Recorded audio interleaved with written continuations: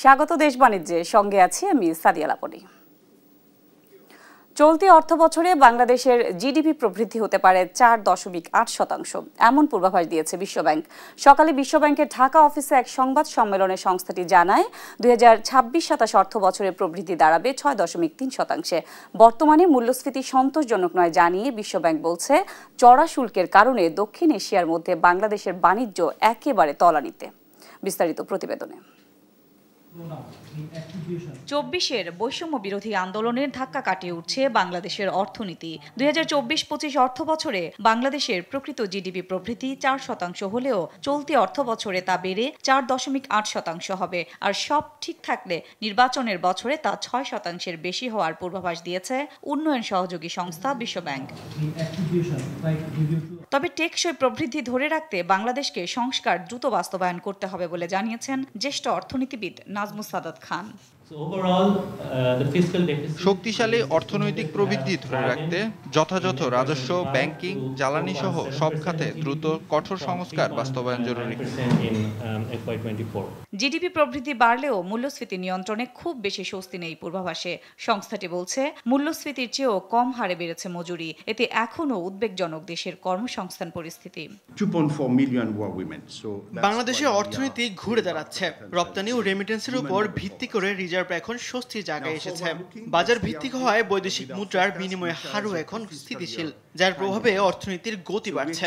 তবে কর আহরণ পরিস্থিতি এখনো সন্তোষজনক নয়। বিনিয়োগ মন্দার কারণে কর্মসংস্থানও বাড়ছে না। পূর্বাভাসে বলা হয়, আর্থিক খাতে নিরাপত্তা ও ব্যাংকগুলোতে সুশাসন ফেরানোর উদ্যোগ ইতিবাচক। সেই সঙ্গে বৈদেশিক মুদ্রার বিনিময় হার স্থিতিশীল হওয়ার সুফল পাচ্ছে অর্থনীতি। তবে চড়া শুল্কের কারণে বাংলাদেশ বাণিজ্য থেকে সুবিধা নিতে পারছে না বলেও উল্লেখ করা হয়। দক্ষিণ এশিয়ার দেশগুলোর মধ্যে বাণিজ্যের দিক দিয়ে বাংলাদেশের অবস্থান সবচেয়ে নিচে। এর কারণ হলো চড়া শুল্ক। শুল্কের কারণে এখানে বাণিজ্য অনেক কম হয়। এর কারণে বাণিজ্য অর্থনীতির সুবিধা নিতে পারে না বাংলাদেশ। দেশের রাজনৈতিক অস্থিরতায় বিনিয়োগের মন্দা পরিস্থিতিতে কর্মসংস্থানে নেতিবাচক প্রভাবের তথ্য তুলে ধরে বিশ্বব্যাংক। সাদিয়া লাবনী, দেশ টিভি, ঢাকা। তহবিল ব্যবহারের স্বচ্ছতা এবং জবাবদিহিতা নিশ্চিতে বাংলাদেশ, ফিলিপাইন্স সহ 10টি দেশের ব্লকচেইন ভিত্তিক প্ল্যাটফর্ম ফান্ডস চেইন ব্যবহার করছে বিশ্বব্যাংক। এরই মধ্যে পরীক্ষামূলক বাস্তবায়ন সম্পন্ন হয়েছে। সম্প্রতি এক ব্লগে তথ্য জানিয়েছে বিশ্বব্যাংক।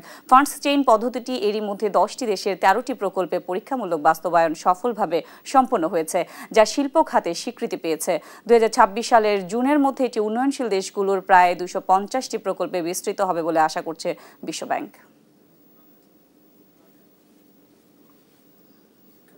বাংলাদেশের কর ব্যবস্থার সমস্যা ও অচল অবস্থা নিরসন ও উন্নয়নের মাধ্যমে কার্যকর রাজস্ব আহরণ নিশ্চিতে কর কাঠামোর পুনর্বিন্যাস সংক্রান্ত জাতীয় টাস্কফোর্স গঠন করেছে অর্থ মন্ত্রণালয়। মঙ্গলবার এ সংক্রান্ত প্রজ্ঞাপন জারি করেছে অভ্যন্তরীণ সম্পদ বিভাগ IRT। প্রজ্ঞাপনে বলা হয়েছে, কর জিডিপি অনুপাত বৃদ্ধির মাধ্যমে দেশের সামগ্রিক অর্থনৈতিক উন্নয়নের লক্ষ্যে এই টাস্কফোর্স গঠন করা হয়েছে। টাস্কফোর্সের সভাপতির দায়িত্ব পেয়েছেন policy research institute PRI chairman doctor Jamilur Sarwar. আগামী 31 জানুয়ারির মধ্যে টাস্কফোর্সকে তাদের প্রতিবেদন দাখিল করতে হবে। এই প্রতিবেদন পাওয়ার পর সরকার উচ্চ পর্যায়ে তা পর্যালোচনা করে ব্যবস্থা নেওয়া হবে।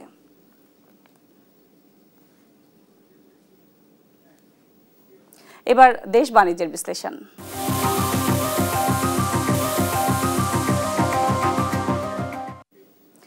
সৌদি আরব থেকে রেমিটেন্স পাঠানোর খরচ কমানো সম্ভব হবে বলে জানিয়েছেন Bangladesh bank governor doctor Ahsan H Mansur. মঙ্গলবার সকালে রাজধানীতে এক সম্মেলনে কথা বলেন তিনি। সাবেক বাণিজ্যমন্ত্রী ও বিএনপির স্থায়ী কমিটির সদস্য আমির খসরু মাহমুদ চৌধুরী বলেন, সৌদি আরবের বড় বিনিয়োগের অপেক্ষায় বাংলাদেশের পুঁজিবাজার। ফাহিম ইউসুফের রিপোর্ট। প্রবাসীদের রেমিটেন্সের শক্তি, বিনিয়োগের আহ্বান আর নতুন বাজারের খোঁজ, সব মিলিয়ে এক নতুন অধ্যায়ে প্রবেশ করেছে বাংলাদেশ সৌদি আরব অর্থনৈতিক সম্পর্ক। এ সুযোগ তৈরি হয়েছে রাজধানীতে চলমান 3 দিনব্যাপী সৌদি আরব বাংলাদেশ বিজনেস সামিট 2025কে ঘিরে।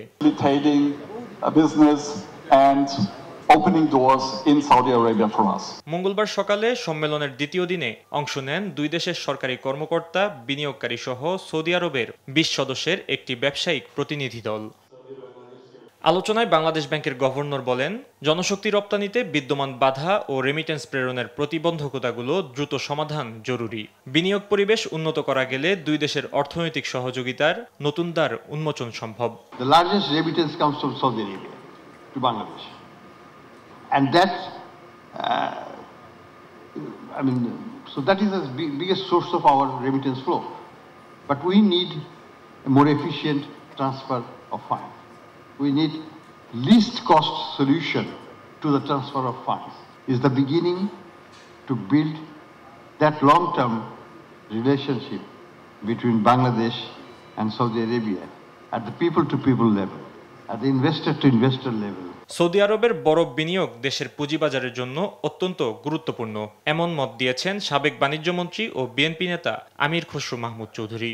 বলেন, শুধু পুঁজিবাজার নয়, জ্বালানি, অবকাঠামো ও প্রযুক্তি সহ গুরুত্বপূর্ণ খাতেও সৌদি বিনিয়োগ আকর্ষণ করতে হবে।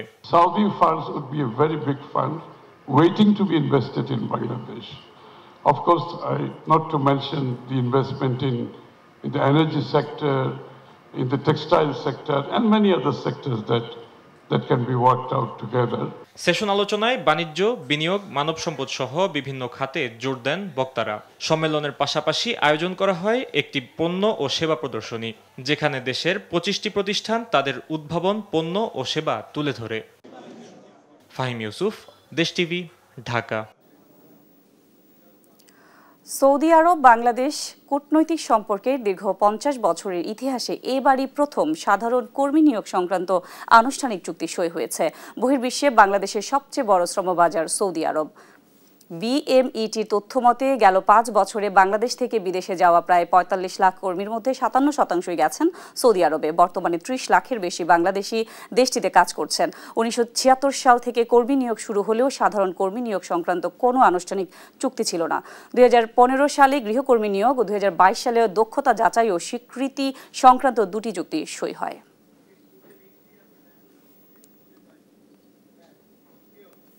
দর্শক, সৌদি আরব বাংলাদেশের ব্যবসায়িক সম্পর্ক জোরদারে রাজধানীতে চলছে বিজনেস সামিট। এই নিয়ে আলোচনায় আমাদের সঙ্গে যুক্ত হচ্ছেন Saudi Arab Bangladesh chamber of কমার্সের সহ সভাপতি আহমদ ইউসুফ ওয়ালিদ।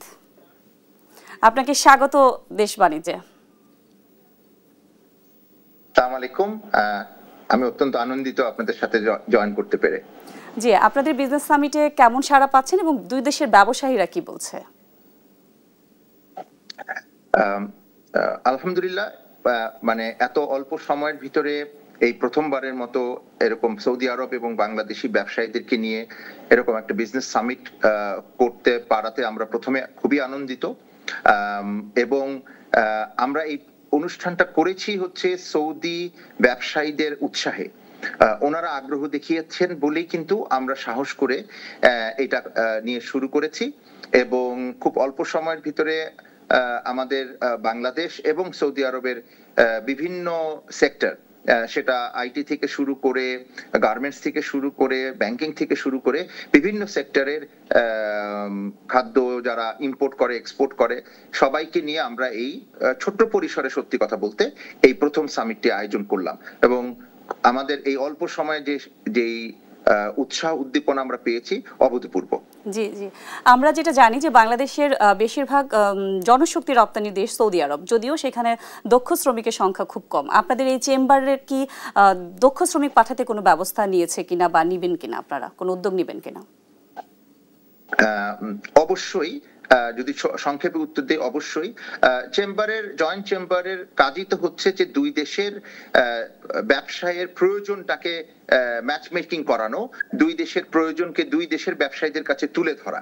তো সৌদি আরবে যেরকম দক্ষ জনশক্তির দরকার, আমাদেরও দক্ষ জনশক্তি বাংলাদেশ থেকে সৌদি আরবে পাঠানোর বিশাল সুযোগ আছে। সো এটা অবশ্যই একটা প্রায়োরিটি দিক এবং আমরা চেষ্টা করব এবং সেই উদ্দেশ্যে কাজ করছি যাতে আমাদের এই পার্টিকুলার সেক্টরে একটা ফোকাস আসে। তবে আমরা সকল সেক্টর নিয়ে কাজ করব বলে আশা রাখি। আশাবাদী। এবার দেখে নেব আজকের বাজার দর। আজ প্রতি কেজি মিনিকেট চাল বিক্রি হচ্ছে ৭৫ থেকে ৮০ টাকা দরে, গরুর মাংস ৭৬০ টাকা এবং খাসির মাংস বিক্রি হচ্ছে ১২০০ টাকায়। অন্যদিকে প্রতি কেজি ব্রয়লার মুরগি বিক্রি হচ্ছে ১৭০ টাকায়। আদার দাম অপরিবর্তিত থাকলেও বেড়েছে রসুনের দাম। প্রতি কেজি আদা বিক্রি হচ্ছে ১৮০ টাকায়, রসুনের দাম ২০ টাকা বেড়ে বিক্রি হচ্ছে ১৬০ টাকায়। পেঁয়াজ বিক্রি হচ্ছে ৮০ টাকা কেজি, প্রতি কেজি বেড়েছে জিরার দামও। প্রতি কেজি জিরা বিক্রি হচ্ছে ৬৮০ টাকা কেজিতে, যা গতকালের তুলনায় ৮০ টাকা বেশি। আর প্রতি কেজি এলাচ বিক্রি হচ্ছে ৫,৬০০ টাকায়। এখন জানিয়ে দিচ্ছি পুঁজিবাজারের আজকের দিন শেষের লেনদেন পরিস্থিতি। দর্শক, আজ ঢাকার পুঁজিবাজারে ঢাকা স্টক এক্সচেঞ্জে ডিএসইএক্স সূচক ৪৬ পয়েন্ট কমেছে, ৪৬ পয়েন্ট কমে অবস্থান করছে ৫,৩৭৭ পয়েন্টে।